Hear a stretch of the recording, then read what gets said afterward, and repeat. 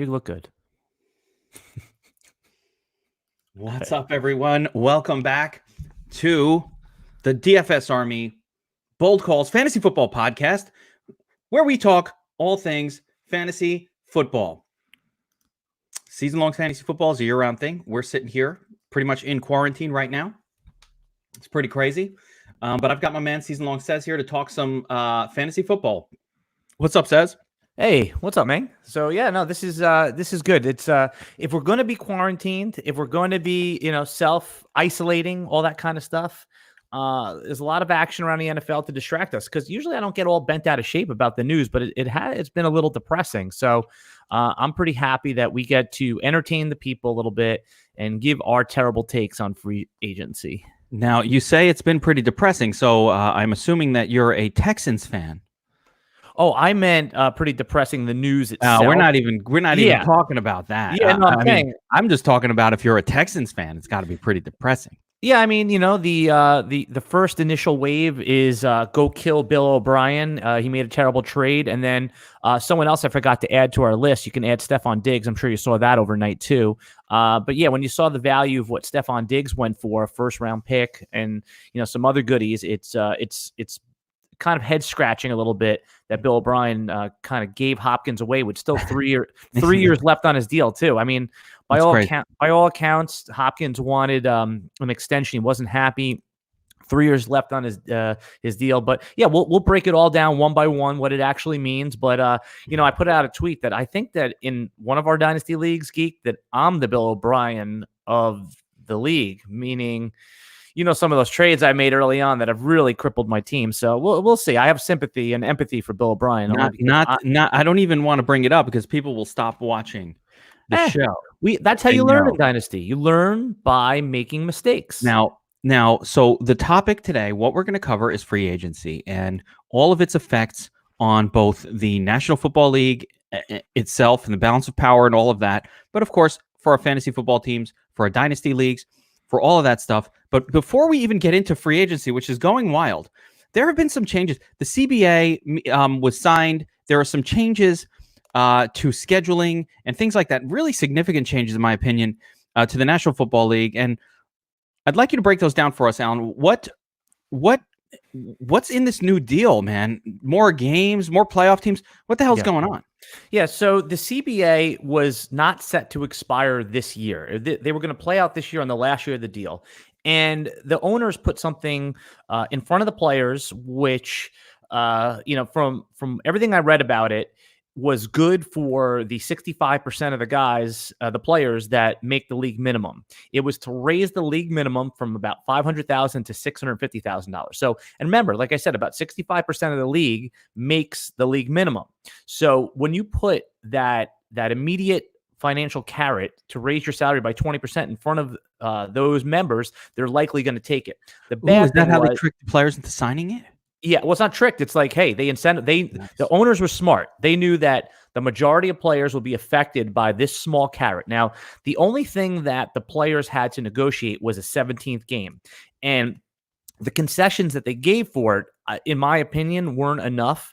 Now, remember, going back to the last CBA, and Aaron Rodgers pointed this out, was that a 17th game was a non-negotiable for the players, okay? Fast forward to this CBA, a 17th game was a non-negotiable for the owners. Like, that changed. That mindset changed, that a 17th game was happening, and it was just a question of when they were and what they were going to get for it. And the 17th game, like, what is the point of an extra game? This right here, I'm doing the more money. More money. And some other things came along with that. So the revenue share was 47% for the players. And this new CBA, not next year, but the year after, is going to raise that to 48.5%. Now, the players already had 48.5% at one point, and then the owners negotiated it back down to 47%. And again, with that valuable 17th game, I think they could have gotten up to 50%. Now, they also, here's the other key, Geek, was they locked this in through the 2030 season, 11 years. Why make a deal without an out? Meaning, if the deal is so good for the players, if you're in there saying, why can't we have an opt-out, both of us, in 4 or 5 years? That would make sense, because the landscape is going to look very different. Let's have the CBA, but let us get out of it. Why do you have to lock it in for a decade? Any player coming in this year, next year, year after, this is your deal. People are negotiating right now for players that are in middle school. They're more than welcome to go to the XFL competition, man. This is a capitalist society. Right. You don't like it? There's other leagues available. So, now, let me ask you another question. Yeah. Within the CBA deal and all of that, are there any other things that we need to be aware of in terms of like guaranteed contracts or anything that allows changes the effects of like teams dumping players or players trying to leave teams via free agency? Because that would be a big deal, I think, even more so than the 47 versus 48%.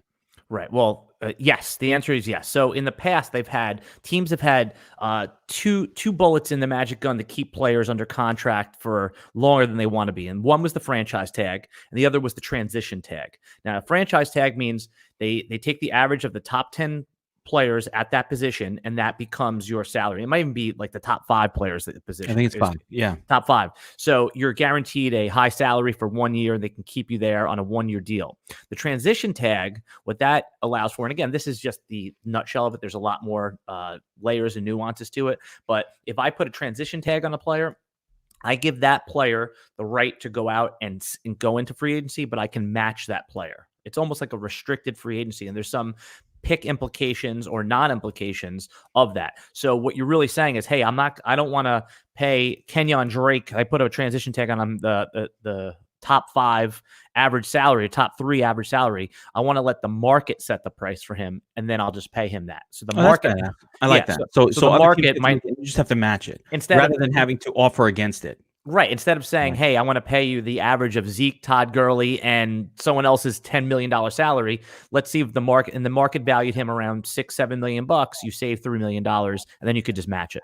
Oh, I like that. All right, cool. All right. So now you only have one of those weapons. You can't do both.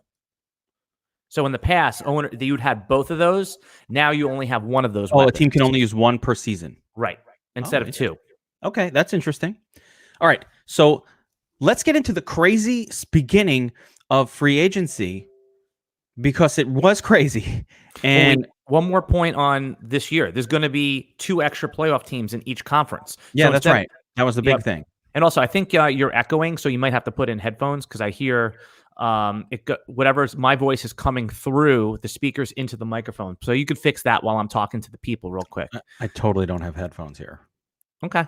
All right. Well, the echo will have to happen. But anyway, yeah. So 2 more teams going in the playoffs is huge. And only one team, the 1 seed is going to get the bye. Not two teams will get a bye in each conference. So only the 1 seed will get a bye in each conference playoffs now. That's crazy. No, that's big. I have to say, any change for the NFL, it's been so traditional. Now only 1 bye team. It really, it changed the complexion of league. An extra playoff team is so 2 extra in each conference. 2 extra playoff teams in your conference. Like, I wonder if that's going to diminish. I mean, it's almost a topic for a whole nother day, but I wonder if it's going to diminish the importance of the regular season, where the NFL regular season has been the ultimate, most important regular season in any sport. Now you're talking about half of the teams getting into the playoffs, or almost. And so it really changes things quite a bit. And I think it'll open things up for some fans of some downtrodden franchises. You know what I mean? Like Jets. Yeah, I mean, I don't think it's like baseball where the regular season. I'm sorry, not like basketball where the regular season doesn't matter and more than half the league gets into the playoffs. It's still, I mean, it's still, the playoffs are valuable. Home field advantage is so valuable in the NFL. You want to get those higher seeds, and again, just it makes it more interesting. But as we know, anyone could beat anyone in NFL football. So that 8 seed and the 2 seed matchup is going to be interesting. I mean, you get a team that gets hot late that just ended up with an 8-8 record that had some injuries, similar in our fantasy football leagues. There's always that 6 seed that just had injuries and then got into the playoffs, and it can go a long way. So I think it definitely makes it more interesting. It helps our playoff fantasy leagues because there's more players, more decisions to make. So let's get into the actual free agency craziness that's happened the last couple of days. There's so much. I don't even know how to start. So we got to start with this trade between the Texans and the Cardinals. Now, I don't know what the fuck is going on in Houston right now, but they traded DeAndre Hopkins, top 5 wide receiver. Let's say top 3 wide receiver in the league. Fair? I have no objection to that. I'm not going to say number 1. Top 3. Argue about it amongst yourselves. They traded him in exchange for a washed-up, overpaid running back that wasn't even good enough to start for the Cardinals. What the hell's going on here? Yeah, so everything I've read is that DeAndre Hopkins, who had a handful of years left on his deal, was unhappy with the Texans, and Bill O'Brien comes from that school where, hey, I'm not going to have any locker room issues. Now, say what you want about Bill O'Brien. He's made some trades that we all have questioned, thought were not good trades, but the guy has made the playoffs more than most coaches in that second or third tier of NFL players. Now, trading one of the top 5 wide receivers in the game is always questionable. They did it really for a second round pick. David Johnson salary was, I think David Johnson's pretty much washed, but look, we all thought that about Carlos Hyde last year too. And Bill O'Brien made sure Carlos Hyde was a 1,000-yard rusher last year. But it didn't help the team win. He was probably worse than an average running back, just picked up the scrap heap. I don't think there's any question or anyone's going to argue with us that DeAndre Hopkins is better for wins than David Johnson. We're talking fantasy football on this podcast. Can David Johnson be a 1,000-yard rusher? Probably. I mean, I'm not saying it's likely. Nice thing, I mean, like in the 5th round of your fantasy draft, he's not a Carlos Hyde. He's going to catch passes. Yeah, but they did trade a 3rd-round pick for Duke Johnson, who can catch 50 passes too, so that caps his upside. I mean, if we're going to talk about Nick Chubb and Kareem Hunt capping each other's pass-catching upside, then we certainly have to talk about it with Duke Johnson and David Johnson. What a horrible trade. There's no redemption, but there's no redemption for the trade itself. That's not what our job is. You're right. Our job is to talk about fantasy football implications of this trade. And let's start with DeAndre Hopkins and Kyler Murray. So, I mean, just a massive, massive cheat code upgrade for both of those two. And I don't know about Hopkins. Actually, I would say Hopkins, that's a negative move for him potentially. But for Kyler Murray to go from really a very mediocre wide receiver core with some up-and-coming players that I like. Don't get me wrong. I like Christian Kirk a little bit. But now to have number 3 wide receiver in the league on your team, guy has a catch radius like nobody's business. You could throw it anywhere. He's going to catch it. The only thing that's ever held Hopkins back is terrible quarterback play or terrible coaching where they just don't throw to him enough. You're not talking about Deshaun Watson. Of course, you're talking about that year when they had years with all of these terrible Brock Osweiler, all those guys. Yeah. Are we forgetting that Deshaun Watson's only really had one full season, like healthy? His healthy seasons 1 or 2. Like he's not been there for most of Hopkins' career. It was Savage and Brock Osweiler and just horrible quarterback play. So, well, here you go. This is what it comes down to. All right. Is it an upgrade, downgrade, or even money for Hopkins? I'm gonna, if I was having to decide, I would say it's even money. Yes, it's an upgrade in offense, but not really an upgrade in QB. If anything, I would put it as a downgrade. I would almost put it as a downgrade. Yeah, for I'm with that. Overall. I'm right. Yeah. They are gonna throw the football a lot more. They spread the football a lot more in Arizona than they do in Houston. So, from a volume point of view, I think it's actually a downgrade. But that that Arizona offense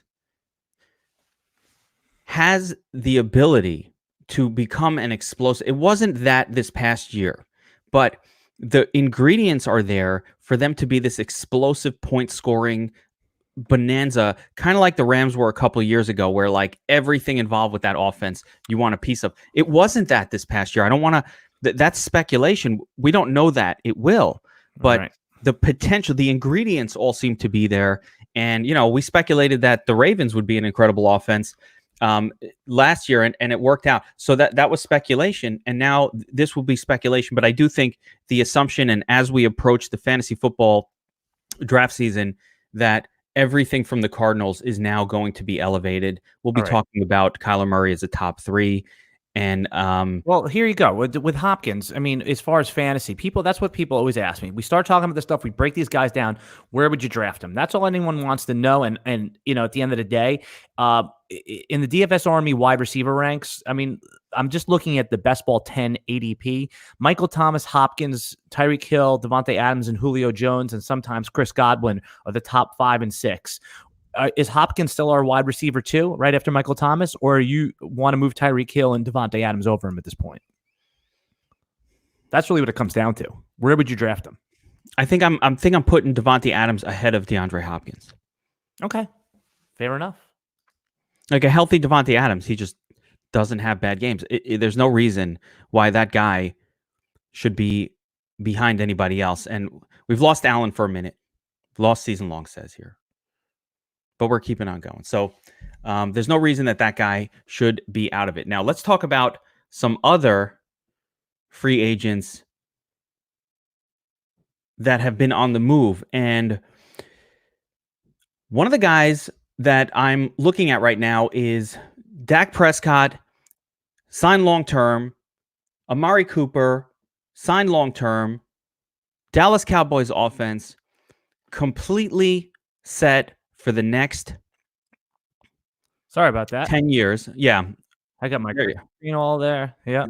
I lost you for a minute, but what I introed just now was the next kind of topic being the Cowboys locking up Dak, locking up Cooper. I'm gonna log out and log back in just so I can get my thing's all messed up, but I'll come right back in. Oh yeah, go right ahead. So the Cowboys locking up everybody on their team long term, and Al and I were talking about it off air in terms of who the biggest effect is, and I think obviously there's no change there, but because of some other changes in the league, oh there he is. Because of some other changes in the league, does the locking up of all of the talent on the Cowboys elevate Dak Prescott to a top 4 or 5 quarterback for fantasy purposes?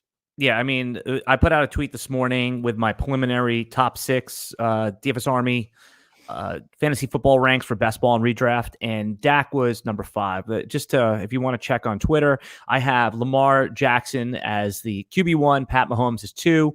I have Josh Allen, we've been talking him up, as 3, Kyler Murray is 4, Dak is 5, and I move Watson down to 6. This is going to be fluid throughout, but people always want rankings, so I gave the people what they wanted, and I think that's how it stands right now. I know some people argued with me about Pat Mahomes and Jackson flipping 1-2, Kyler Murray and Josh Allen flipping 3-4, but there you have it. I think that's your top 4, and I wouldn't have any good argument if you put Dak at 3. You know, what a difference a year makes where names like Aaron Rodgers and Baker Mayfield were being bandied about in the top 5, and now we're all about these running quarterbacks, these explosive quarterbacks, these guys who do it all. And I think the biggest advantage actually for Dak, and the reason he's even on this list, is unfortunately the decline of Zeke Elliott a little bit. You know, where Ezekiel Elliott was eating up all of the offense on that team in past years, and he just wasn't that guy. He wasn't that guy this past season. You know, he's still a volume machine. He's still a very, very strong running back, but his sort of mild decline, I would say, has opened the door up for a Dak Prescott to put up some big numbers, and Dak runs and he does a lot of stuff. And yeah, I agree with that ranking, and I have him above Russell Wilson. So I'm all about those rankings. Yeah, you know, it's with Dak. I agree. People are like, oh, I can't believe they didn't give Dak a contract. They did it exactly right. I mean, Dak looks like a top 5 real life NFL QB, but I want to see it one more year before I roll out the big Brinks truck. If I'm Jerry Jones, I'm pretty sure Amari Cooper is an elite top 10 real NFL wide receiver. So I'm good giving him the contract. And if you're Dallas, you have this tool at your disposal. Let's go one more franchise tag and then give him the big deal next year. So I totally agree with Dak getting the franchise tag just because I would like to see it one more time. And if he does it again, here. Oh, yeah. Now let's talk about a couple of free agents who seem to be raping and pillaging through the billionaires of the NFL, almost as if on orders from Bernie Sanders himself. You have to take the money from the billionaires and the millionaires. You have to take the money from the millionaires. You're good at that. You like that? Yeah. The millionaires. 1% of the 2%. Yes. We have to take the money from the millionaires. So Randall Cobb took it very serious. And he said, You know something? I get it. I suck at football at this point. I'm old. I'm always hurt. But let me see if I can take the money from the billionaires. And now he is getting paid what? $9 million a season. How does Randall Cobb do this? How does he pull it off? And how did Jimmy Graham? Do these two work together? Okay. Who is their agent? And how do they figure out how to bamboozle millionaires and billionaires? All right. Well, I want a piece of that. Okay, so let's talk about your favorite GM, the Chicago Bears, Ryan Pace. You have been on record, and I will give you full credit for saying that this guy is the real threat to a football team, not Bill O'Brien. Ryan Pace is a worse threat to football than coronavirus. So okay? Let me do your touting for you. The Geek, at the time of them trading up for Mitch Trubisky, going all the way back to that draft years ago, was ripping his hair out, going crazy that they would pass. That's why I wear a fucking hat. Yeah. Ryan Pace was ripping his hair that they would trade up to get Trubisky when Deshaun Watson and Pat Mahomes. Now, nobody knew Mahomes and Watson were going to be this good, but you were very comfortable taking one of those guys and then sticking with it.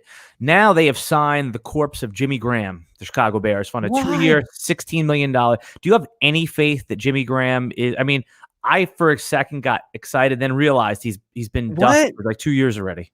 I cannot fathom it. I can't. And the money, Jimmy Graham is a guy who should be signed for like $975. Like, what's the vet min? Oh, they raised it. It's $1.1 million. Okay. Right. You know what? We'll bring him in. $9 million 2 years. I mean, $9 million per. So it's like an $18 million per for Jimmy Graham. You could what? He's not even. He's the furthest thing from a different. Who is in charge? I should be in charge of that fucking team. I'm telling you, Chicago. I'm sorry. I'm sorry that you guys. It's a storied franchise, a glorious franchise with good players on it. Some good players. It's being destroyed, decimated. How do you pay $9 million for Jimmy Graham? What possible hope could you have that will happen with that signing? What is he going to fix Mitch Trubisky? What's he going to do? We don't like the signing. Okay, we don't like the signing, but they did pay him. They will use him. Are you interested in Jimmy Graham for fantasy? And I think that you can't just dismiss it. Is he going? Where do you think he falls? Is he someone that in tight end premium leagues, or I mean, most leagues are going to draft 2 tight ends. Is he tight end 16, tight end 18? Is he usable? He's not in the top 12, but yeah, sure. I mean, like, it's such crap in the tight end position in the 12 to the 13 to 24 range that sure you're going to be forced to draft him, but I mean, like, you're drafting him to hope to play him against other garbage, like, Ryan Griffin of the Jets. I mean, we're not talking about in the area where you're like, oh yeah, I got, you're playing him or Knox. You know what I mean? I'm going to give you a couple of either ors. Couple either ors. All right. So you start getting into tight end like 13, 14, 15. OJ Howard or Jimmy Graham? I mean, with a new regime in place, maybe a new quarterback, I guess OJ Howard. Okay, so but it's not a new coach. It's still Bruce Arians. Yeah, he's only there for 1 year. I mean, with a new quarterback in place, I think Jameis just hated OJ Howard. All right, how about this? Getting deeper, he's a lot of people's sleeper. Is Jack Doyle with Eric Ebron no longer there? You like Jack Doyle or Jimmy Graham? I'm going to take Jimmy Graham over Jack Doyle. Doyle is a bad sleeper, man. That is a dumb sleeper. I've had Doyle on the team for years. All right, but remember, this year, he presumably... I get no Ebron. He sucks even without Ebron. I've had him for too many years on my teams. I know what this guy does. He's fine. One more. I got one more for you. A very popular sleeper is going to be Blake Jarwin, who the Cowboys just extended. No Jason Witten there. Blake Jarwin is someone I've been targeting in the 11th round of best ball drafts. Him or Jimmy Graham? Jarwin all day. I mean, Jimmy Graham is crap. Dude, he's not a guy you want on your team. If you have a best ball league, it's different because he might have 2 good games in him in a season, but overall, he's a washed up player. It's not so much that he's a garbage player. It's how do you pay him $9 million a year? Right. It's a bad team move for sure. It's a bad team move. The Bears have such a decent... By the way, we didn't mention the Bears in the Tom Brady sweepstakes. They should be the top team going after T. Brad. We didn't even talk about that, but they should be the top team. And that brings us around. So anyway, wait, we have another one. I mean, do we even have to bother with Randall Cobb and how much money he got paid too as a replacement? I mean, it's just ridiculous. So I don't even want to get there because it actually pisses me off. Okay, so the next player that I want to talk about is Austin Hooper. There it is. Okay, Austin Hooper was signed by Cleveland. Full disclosure, we talk about our wins often here. I put out a bunch of videos saying how David Njoku was going to be a great sleeper this year. I will take the L on that one for now. I still think they could trade Njoku, or a very underreported story this offseason is Jarvis Landry's surgery. He, by all accounts, will not be up and running until game 3 of the regular season. So he's still being drafted in best ball like he's perfectly healthy. He had a 6 to 8 month recovery time. I don't think we see Jarvis Landry before week 4 at the minimum. And you know how I am about drafting injured players in the preseason unless they fall into like the almost your last pick, AJ Green last year. Austin Hooper, an interesting player in a new revived Cleveland offense led by Coach Stefanski, came over from the Minnesota Vikings. No more Freddie bathrooms, so man, where are we at with Austin Hooper? Is he someone that lost value that you're interested in for fantasy? Give me your breakdown on Austin Hooper and the Cleveland Browns Baker Mayfield offense. I mean, it's a definite downgrade in value for Hooper here, more because he was just used really, really incredibly well in the Falcons offense, where the Falcons don't rush the football. So when they're scoring touchdowns, especially or in the red zone, it's Hooper that they're looking at on the Falcons. That's just the way that offense functions. The Browns offense does not function in the same way. So people who think that they're going to get a version of Hooper that we saw last year on, again, a team that does not run the football, on the Browns, who will hand it to Chubb and hand it to Kareem Hunt, who we'll talk about in a second if he's still there. They'll hand it to him. Totally different offense. It is a downgrade. As much as you might say, well, it's a young up-and-coming, great, and Hooper will be fine. But as far as a season like last year, hell no. I would not expect that again. It's a massive downgrade. Doesn't mean he's a bad tight end. It doesn't mean he's not going to be, top 10 material, I would say. But he's probably top 10 material. I'd have to really, really study the tight end. He's definitely going to be top 10. You got to see what it looks like. The tight end rankings around 9 or 10. I know. He's a top 10, but you're not winning your league with tight end 7, with tight end 9. That's how you're just surviving your league. You don't. If you're going to win with the tight end position, we all know how that's done. You draft George Kittle in the 13th round or 9th round, wherever he was going 2 years ago. You need that guy, the Blake Jarwin guy. Right. Well, last year it was Austin Hooper in the 9th round. That's how you win win your league with tight end. Right. Jarwin this year would be the guy that we'll be keen on. I'm sure many others too. Again, I mentioned them before, but Noah Fant is one of them. Maybe Absolutely. TJ Hawkinson has a resurgence. There are some names. Names. Well, you can't talk about Austin Hooper to Cleveland without talking about the counterbalance move where the Ravens traded away Hayden Hurst, who is entering his 3rd year, a tight end breakout year for sure. Most people identify tight end as year 3 breakout. Now, even though Hayden Hurst came into the league as, I think, a 24-year-old rookie, he's only 26 years old, which in tight end years is probably like 23 for a running back. He's he was a first-round pick. He was picked ahead of Lamar Jackson in the real NFL draft. Now he takes the tight end spot, the pass-catching role, presumably. I know they have, was it Jaden Graham over there as well, who flashed a little bit last year. Are you interested in Hayden Hurst as a top 12 tight end in fantasy? Wait, what team was he traded to? He was traded to the Falcons after Hooper signed away. They traded away a pick, which it was the pick they got from Mohamed Sanu. When they traded to New England, they just passed it over to Baltimore for Hayden Hurst. That's an upgrade. That's a win for the Falcons in terms of that trade. They got rid of Sanu, suckered a foolish old man into taking in Sanu. Foolish old man, Bill Belichick, and hot take. Yeah, it's a hot take. And yeah, I am interested in Hayden Hurst because, again, the same reason. I don't believe that Austin Hooper is a supreme talent. I think he was in the right spot. He's on the right team, a team that produces fantasy points to the and they got rid of their corpse of a running back too. But a team that produces fantasy points to the tight end position. People don't appreciate that certain offenses produce points to certain positions more than others. And that's one of the biggest mistakes people will make in fantasy football. So yes, it's a great move both for Hayden Hurst and for Mark Andrews, who is now hopefully going to finally be healthy after a full offseason of healing. Hopefully he can shed his Q tag and play full games.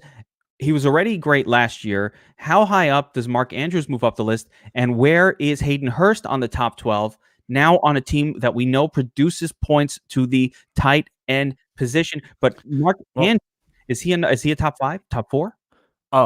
Mark Andrews is tight end 2 for me, right after Travis Kelce. I would take him ahead of George Kittle. Yeah, for me, I would. And I understand why someone would take George Kittle. And Ertz. You're taking him ahead of Ertz and Kittle. Yeah. For me, I am. And I would understand if you don't. But, we were a little head on Andrews last year as well. If you remember, when I had him in my top 7 or 8, you asked me about it. And I explained it to you, and you jumped on right away. You said, okay, that's sound logic. We're going to move him up to number 2 in the rankings, the DFSArmy, the initial rankings. Things change. But there's no reason to believe that Mark Andrews is not the number 1 target and is not a 95 target guy this year. Obviously, health has to be in place. But Zach Ertz, great tight end. Dallas Goedert's going to emerge a little bit. Philly's going to add pass catchers. I'll see a lot of mocks where Justin Jefferson out of LSU is going to be added. He's a pro. He's ready to go. He's one of the few guys that I think is going to have an instant impact, will not need a learning curve. He was Joe Burrow's primary target over at LSU. He looks like a professional receiver. So again, not that I think Ertz is bad. I just think that the target share is going to go down. There's a chance they could trade him in season if the season goes down, because this is his last year, or it's pretty close to it, Ertz.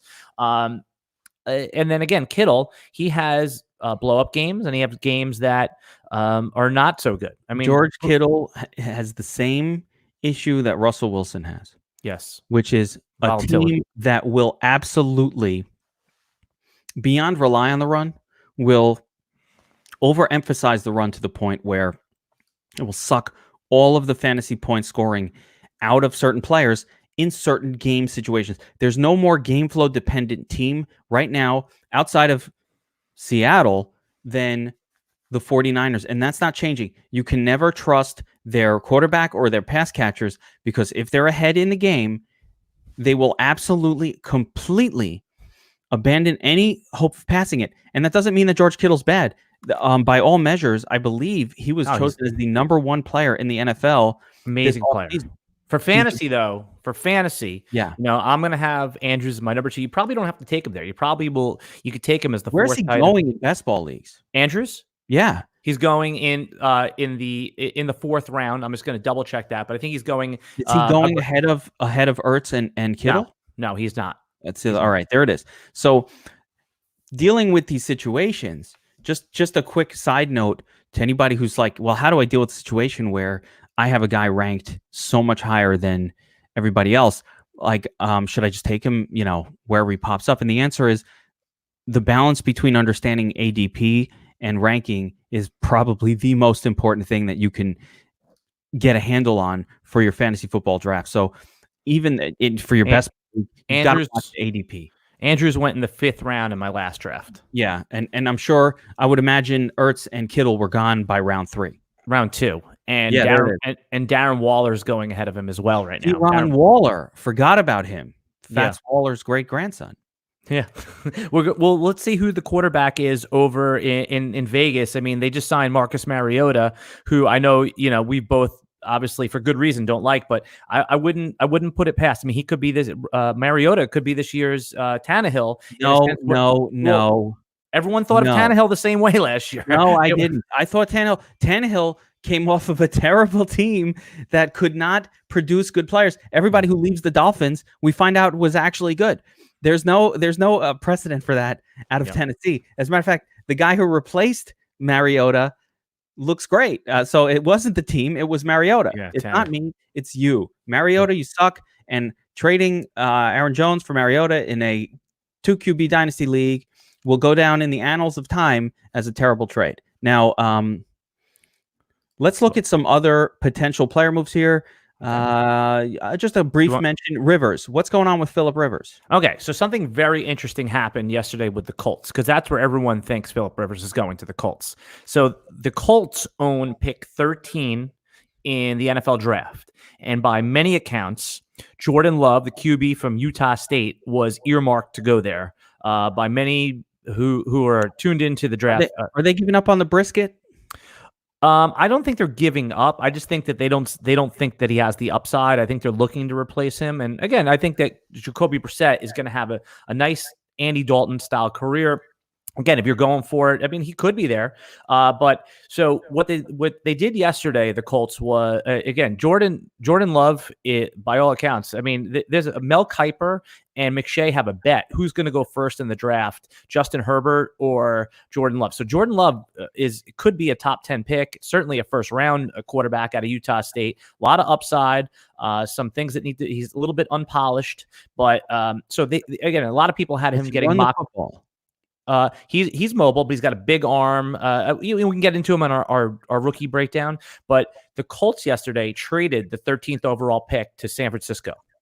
All right. So San Francisco traded Buckner to the Colts. So the Colts now have an elite defensive lineman, which to me says that they are going to sign a QB. And Phillip Rivers, to get back to your original question, is most likely guy to land there. I thought that New England would take a look at Phillip Rivers too, but we can, who's going to be the quarterback of the Patriots? All right, well, that could be our next topic. Let's I know it's with so much going on in free agency. Let me throw some names out. I don't have a clue, right? I don't have a clue. So the Patriots. The Colts what are we talking about now? Let's go to the Patriots side here. Okay, because all right. So with Rivers, we think he's going to the Colts. Yeah, I mean, that's not a hot take at all. Everyone thinks that, but it makes a lot of sense. And then the other thing about that, the thing that tangents off of that is now the 49ers own pick 13. I think we could see your guy, Jerry Jeudy or CeeDee Lamb, go to the 49ers to add to that. I think they're going to go offense right there. That's why they traded a defensive player, but we'll get there. We'll get there. You don't want a massive downgrade to whoever goes to the 49ers from a passing game perspective. Well, that's why Jeudy, that would be disastrous for him if that happens. That hooked into the George Kittle thing. Yeah. That was why I wanted to talk about downgrade of George Kittle, because I think that they will spread the ball around a little bit more.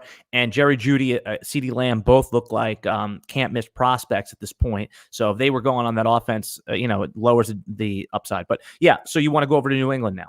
Over to New England. Who's going to be the quarterback for New England? What are they going to do? I mean, they're a team that has had no issue plugging and playing guys in roles. Even when Tom Brady was hurt, they plug and played quarterbacks, and they look great. Remember that dude who eventually went to Kansas City? I can't remember his name at this point, but they had that quarterback there. I think it was 2011 playoffs, no problem.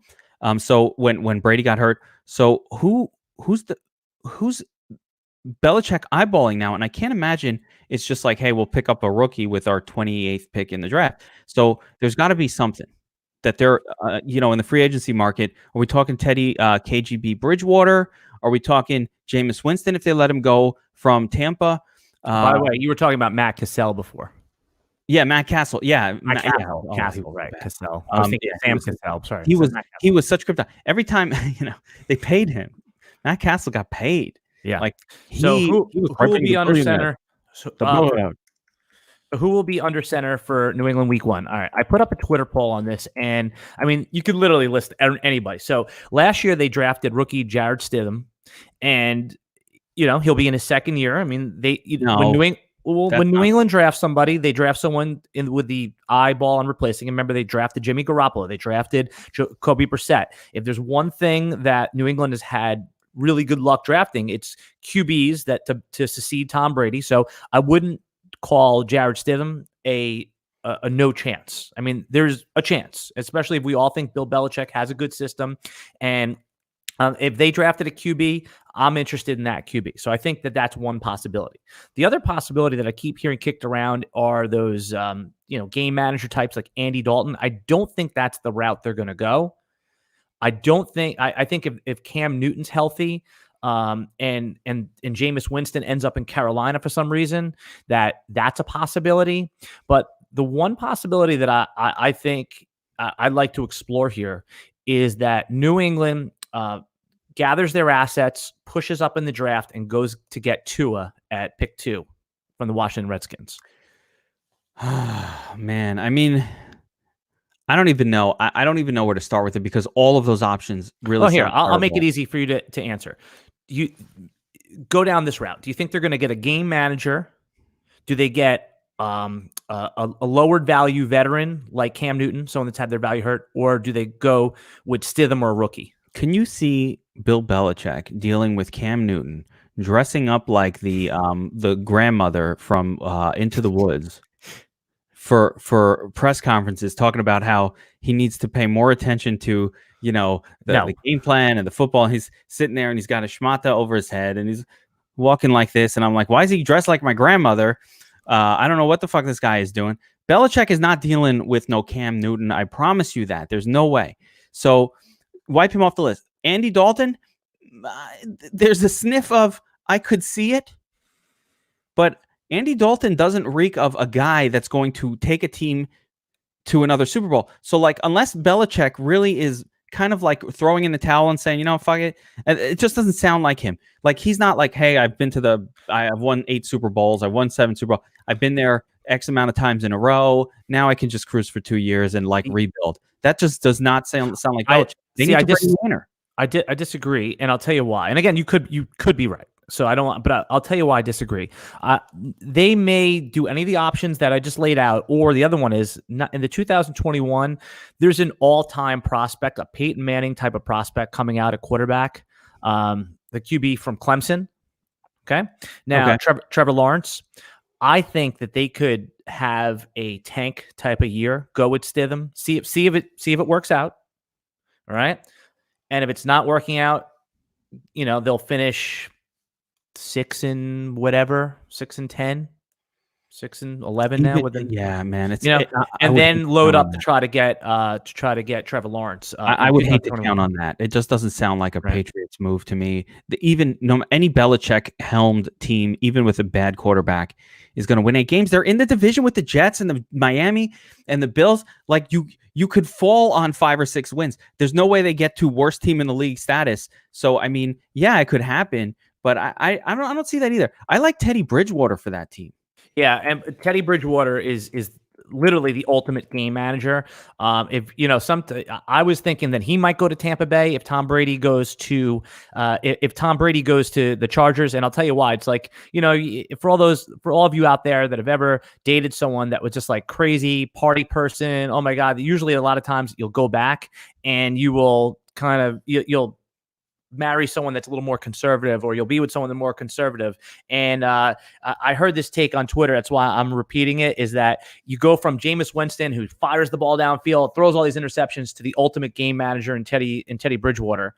I thought that was a really funny take, and it makes a lot of sense that you go from one to the other. Well, usually when you have the analogy is with coaches, where you go from the player's coach to the disciplinarian, and it's always like overreactions. By the way, it's like, we went from like some garbage Gus Bradley type guy who like has no discipline, and he's like, if a player doesn't show up, he's like, it's okay, I get that you're 10 minutes late for the meeting, that's no fine problem. Yeah, it's great. And then you go to like some Bill Parcells disciple who's like, if you're not 5 minutes early, you get a fine. And like, hey guys, let's have a middle ground here. Let's just not go to a nutbag. But like, I don't know if Teddy Bridgewater, we don't really know what he is as a quarterback. I think to call him the ultimate, I think Andy Dalton is the perfect description of a game manager. I don't think that we know exactly what Teddy Bridgewater is as a quarterback, because his career was cut short. He's coming back. We just don't know. All right. Yeah, I think some of these other guys, it's just a tough call. I mean, give me a prediction right now. You have to make a prediction. Who will be under center? I'm going to predict. I think it's going to be a veteran. I think it will be a wily veteran of some sort. Give me Jameis Winston to the Patriots. All right. My prediction is either going to be they're going to stay with Jarrett Stidham, give him a shot, see what happens, or they're going to maybe make a trade with Gruden and get Carr over to the Patriots. All right. Next guy I want to talk about is Stefon Diggs. Stefon Diggs late last night was traded, first round pick and some other goodies to the Buffalo Bills. Start with the simple question, Geek. Upgrade, downgrade, even money. What happens with Stefon Diggs' value is from when he's moving from Minnesota to Buffalo, Josh Allen. I'm putting him, I'm going to say I'm going to say even money. I was going to say downgrade a little bit, but I'm going to call it even money. And the reason being, listen, there was a 2 wide receiver system in place in Minnesota to begin with. They were a run heavy team anyway. So there were lots of occasions where Stefon Diggs wasn't used very well. The Bills don't have any top end wide receiver talent at all. So this is for the Bills a legit, and I think he just fits so well with Josh Allen. I love this move. I love this move for the Bills. Now, I don't love giving up a first rounder for a fucking free agent. I'm sorry I don't do that. I would never give up a first rounder. Well, think about where they were. Minnesota had, I mean, their pick was late. They made the playoffs. They won a game. I mean, they were, are you going to get a player of Stefon Diggs caliber if you're Buffalo? I'm of the mind I don't believe in giving up first round picks for players. I wouldn't do it. I would rather just sign a free agent and overpay them and keep my pick. That's aside. That's a franchise move. If I was the GM, I would not be giving up first rounders for veteran players ever. I just would never do it. But when you set that aside, for the Bills franchise, they go from a team that really had no wide receiver talent whatsoever. And you and I, we love Smokey Brown. We love the Sheriff. Loved him for years as a player, but he's not a special player. He's not a game breaker. He's not a difference maker. He's just a guy. I mean, he's just a guy, and I hate to say it because he's a guy that we've liked a lot, but he's just a guy. So it's a massive improvement for Josh Allen, and Josh Allen's skill set is so perfect for Diggs. Diggs is super fast. He can run deep. What can Josh Allen do really well? He can throw a bomb. This guy is going to. He kind of do what I thought. I think he's like a rich man's Sheriff John Brown. Yeah, Brown I mean, he's definitely the best wide receiver instantly on that team. I mean, keep in mind, weeks 1 through 13 last year, John Brown was the 15th fantasy wide receiver. I mean, that's pretty damn good. He was great because of volume, but he was not having explosive games. He would get you, 75 yards and a touchdown. 7 or 8. He was great. Like I said, very happy having drafted him, but he didn't, and he was very consistent, which is great for your fantasy league. It's great for your best ball league. He was there, but he wasn't producing 25-point fantasy performances ever. He was a rock solid wide receiver 2 that you drafted as your wide receiver 3 or 4. So John Brown, yeah. So I mean, all right. So let's get it down to brass tacks. Where would you draft Stefon Diggs in fantasy draft? I mean, is it the 4th round?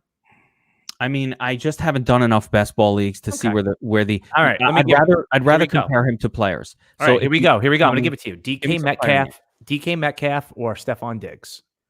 Wow. Those are the here's the players that are going right around Steph Diggs right now in best ball. Keenan Allen.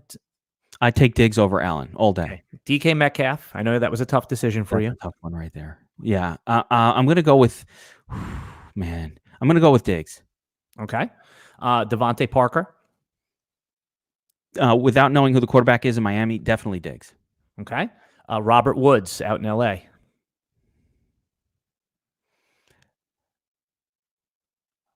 That's close. That's a close one. I think I'm going to take Robert Woods there, but I think that seems to be where that level. That's where it is. I mean, that's close right now. Diggs with Buffalo, number 1 wide receiver. Woods competing with at least one other guy. Is Brandon Cooks coming back over there? Yeah, Brandon Cooks is back. I like him as a buy low this year. Brandon Cooks. You can get him regularly in the 5th, 6th round. Always, it's just a difficult team that has 3. Yeah, but in the 5th, 6th round, come on, you can. I mean, you can get him as your wide receiver 3, and he could be a top. He's not going to be a top. He's a wide receiver 3. That's what he is. Right. I don't think it's a bargain. I don't want. Actually, you know what? Let me double check. I don't want Brandon Cooks on my team unless I'm drafting him as a wide receiver 5. All right, let me see where he actually went in the last best ball that I did. It might have even been later than that. It should be later because that's not a guy you want to start on your team. He's too inconsistent. He's giving you 3s and 4s all the time. Even with Cooper Kupp on the shelf last year. Well, he wasn't really on the shelf, but making his way back from injury, it wasn't like Brandon Cooks was doing anything. But when 2 years ago when Cooper Kupp was hurt, Brandon Cooks did not have like an explosion of productivity. Matter of fact, like Josh Reynolds emerged and the tight end emerged. So Brandon Cooks is who he is. Brandon Cooks is basically Sammy Watkins. Oh, he will give you 2 good games, over the course of a season, it's like crypt. Oh my God. Yeah, I like got this completely foolproof. wrong. Brandon Cooks in the last draft that I participated in went in the 10th round. There we go. That's right. See, that is correct. Like when you said a wide receiver there, if you're drafting a Brandon Cooks as your WR3, you're fucking nuts. That's a guy who's giving you 3s, 4s, and 5s a lot of the time. He'll have a good week, but he's volatile. But we're talking about best ball, and in best ball, volatility is okay. I'll take him in the 10th, 11th round in a best ball league for sure. But I'm saying, would you jump him into the 8th round to try to get him? No, he's not a guy I'd be rushing to take. Fair enough. That is not on my I need this guy. Although, again, an injury to one of these other guys. But we've seen the injury to the other guys doesn't help him. So he's not super exciting for me. We got off topic by talking about Brandon Cooks. What was the point? Yeah, with Stefon Diggs though. Yeah, Stefon Diggs. So where you? So we agree. 4th round, any of those guys, pick your poison. Are you taking AJ Brown ahead of him? He seems to be going earlier than I want to take him. I like AJ Brown, but with Tannehill back there, with Derrick Henry, basically going to be the rock of that offense. I'm not so sure AJ Brown is a 3rd round pick. He's going to go there and might be worth it, but I haven't picked him yet. Who's going first, AJ Brown or Cortland Sutton? Sutton's going ahead of him, but it's right now it's flip flop. Yeah, they're right. So I mean, the Young Guns crew, we have to pay attention to these guys because the expectation is they're going to take a massive leap. I would put Cortland Sutton in that group. I would put Joey the Gallup. We're talking about Michael Gallup too. Michael Gallup, yeah. And the player from the Lions as well. Galladay, Kenny G. There's this group that just looks poised to explode. They'll have very similar characteristics. Monster measurables, big guys, tall, strong, like the future of the WR position in the NFL. These big athletic freaks. DK Metcalf is the ultimate. Have you seen him? Like that guy looks like a WWF wrestler / bodybuilder, and he's a fucking animal. And like these guys are like nothing we've ever seen before in terms of their athleticism, their size and strength. And I think that whole group is poised to really make a push ahead of like the Keenan Allen. No, right. Stop with the Keenan Allen. Who the fuck is ranking Keenan Allen? Let me ask you this. How many years do I have to warn people with Keenan Allen? Enough. Well, he's going in the 4th round, so it's not a bad price. Now, if Tom Brady ends up the QB of the Chargers, you're not interested in Keenan Allen being like a Julian Edelman type of PPR just machine? I'm interested at that point. No, Julian Edelman will be the like they'll bring Julian Edelman. Well, let's say they don't. Let's say they don't, and it's Keenan Allen. Tom Brady will spread the football around. They've got Mike Williams on the outside. They've got Hunter Henry there. There's too many weapons on that team. Keenan Allen's superpower was always volume. It was never explosive plays. It was volume. And if you don't and he's a great route runner, I give it to him. And he might get along well. I'm not going anywhere near. I don't like new quarterbacks and wide receiver combinations. I don't like an old quarterback learning new tricks. If Brady going to a team will be a negative for me from a fantasy perspective. Oh yeah, no. If he goes to Tampa, I am a lot less interested in Godwin and Evans at their price. Wherever Brady lands, people are going to misconstrue that for an upgrade. A fantasy upgrade when they should be looking at it as a downgrade. New quarterbacks. Look at what happened. The first year with Cousins. Like just did terrible with those wide receivers too. And he did a little better in his second year and okay. You see that all the time. Or a new wide receiver goes to a team and he's just not clicking. He's Odell Beckham, just not clicking with Baker Mayfield. Like just didn't work. And you're like, well, it's Odell. How could we downgrade him? He's Odell Beckham. He's a great player. He is. He catches it like one hand. He's able to do amazing. It didn't click. You have to be wary of new quarterback, especially big name wide receivers, especially big name quarterbacks, because like I said, Tom Brady is so used to whatever the hell he's been doing for the last 20 years. To go to a new situation is going to be disorienting for him. All right. So a couple more free agents that have not signed yet that I'm interested in. I am waiting to see where Melvin Gordon goes. That's somebody I'm interested in for fantasy. Right now, I've been routinely getting him in the 3rd round, the middle of the 3rd round. We identified on another podcast that Miami is the most likely landing spot, that they're the ones that could pay him. You get him on a 1-year deal, pay him, the $10 million money that he's probably not worth. He could do it all. I'm very interested in Melvin Gordon, especially if he lands in Miami. I think he'll be a polarizing player. Some people are going to love it. Some people are going to hate it. They'll cite Le'Veon Bell. Hey, look, good running back, bad team. Look what happens. But don't want running backs on bad teams. Right. But Miami was an explosive team once Ryan Fitzpatrick was under center and they had it going. They were scoring fantasy points. Is Ryan Fitzpatrick going to be the quarterback again? Well, I mean, by all accounts, they're going to draft a rookie, whether it ends up being Tua, if it ends up being Justin Herbert. And I would like to think that rational coaching would project that they start the rookie right away. Like, why sit him on the bench? Just let him get. The only way to learn any skill in life is to do it and to fail at it. And if the guy unless he's completely shell shocked in practice, but by all accounts, now by your admission, chances are they're going to draft a quarterback rookie. Yeah. Now, rookie doesn't play well in the beginning generally, unless it's like a running quarterback that like a Kyler Murray style of player. Yeah. They tend to be losing games. Why do I want a running back on a losing team on my fantasy league? I mean, that hasn't been a successful sort of thing ever. It's a good question. I have the answer because of the price. It's a 3rd round pick. And if Melvin Gordon is projected to get 250 carries and 40 passes caught, it's worth a 3rd round pick. I mean, again, he won't be that's all 3rd round, not your regular fantasy league where running backs are downgraded a little bit. There you go. We're talking best ball leagues, which is a very different thing. Well, no, that's a good compromise. I still think he's worth a 3rd round pick in redraft, but certainly not the 2 first round picks that somebody in our dynasty paid for him 2 years ago. So, all right, number 1 pick in this year. As we approach 1 hour, I think that's a good place to end it. Is there anyone else that you could think of on the free agent list that we want to talk about? Someone that, and we'll just do, I'll give you a lightning round. Manuel Sanders, where do you think he signs? He's a free agent. What team could use him? And if what team signed him, would you be interested in him in fantasy? Oh, would I be interested? I don't know if I'm going to be interested in fantasy no matter what. I think the Patriots need a wide receiver. That's a potential landing spot. How about Green Bay with Aaron Rodgers? If he lands there, you're not interested in for fantasy? That would be interesting if he lands in Green Bay. They're definitely lacking. And now Minnesota needs a second wide receiver as well. So that could be a spot for Manny Sanders. Definitely not the 49ers. All right, two more to ask you. Bhishan Perryman had a big last month of the season, disappointing first handful of years of his career. Is that someone that you're interested in the double-digit rounds? Again, let's use a good landing spot like Green Bay. They have not at all. Okay, so he's a pass. He's going to be a popular sleeper that you're going to hear throughout.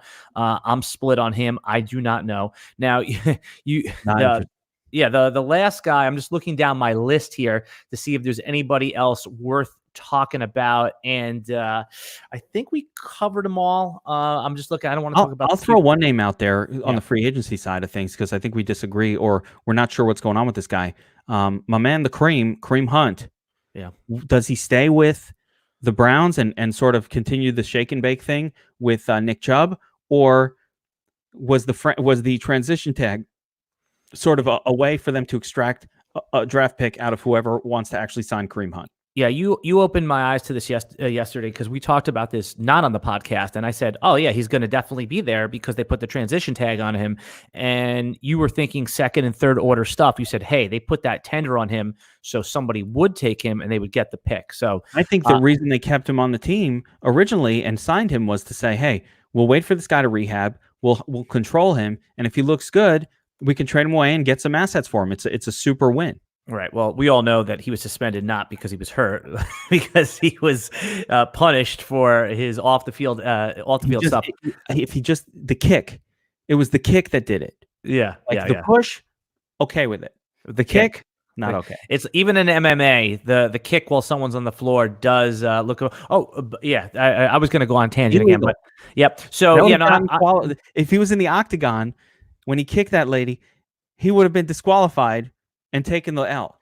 The most volatile first round player is Nick Chubb at this point because we all know that he's a top 5, top 6 overall pick. If Kareem Hunt's not there, if Kareem Hunt's there, I don't think you could take him in the first 2 rounds because we saw the PPR upside get capped as soon as Kareem Hunt. I think he had like 50 catches. Kareem Hunt was in there sucking up all the receptions. Yeah. So I think that's a good place to end it, man.